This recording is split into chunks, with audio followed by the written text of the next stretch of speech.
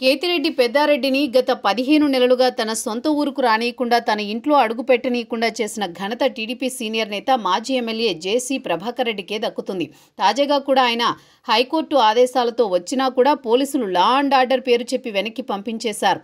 ఇక high court order మీద 3 వారాల స్టే విధించారు. సుప్రీంకోర్టులో కూడా పోలీసులు అప్పీల్ చేశారు. మొత్తానికి చూస్తే పెద్దారెడ్డికి తాడిపత్రికి మధ్య దూరం మరింతగా పెరిగిపోతోంది.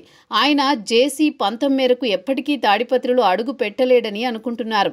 కేతిరెడ్డి పెద్దారెడ్డి ఆయన కుటుంబం వైసీపీలో తనకు ఆగర్భ శత్రువులు అన్నట్టుగా జేసీ ప్రభాకర్ రెడ్డి చెబుతున్నారు.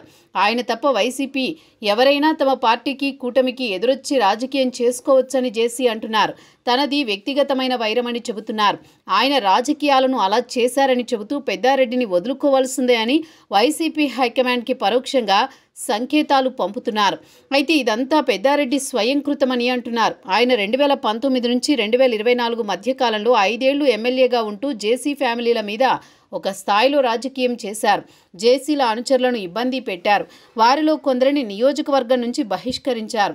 అలా తాను ఆనాడు చేసిన చర్యలే ఇప్పుడు కేతిరెడ్డి పెద్దారెడ్డిని పట్టి పీడిస్తున్నాయని అంటున్నారు. జేసీల మీద ఆనాడు పెద్దారెడ్డి పన్నిన వ్యూహాలు ఈరోజు ఆయనకే చుట్టుకొని నానా తిప్పలు పెడుతున్నాయని అంటున్నారు.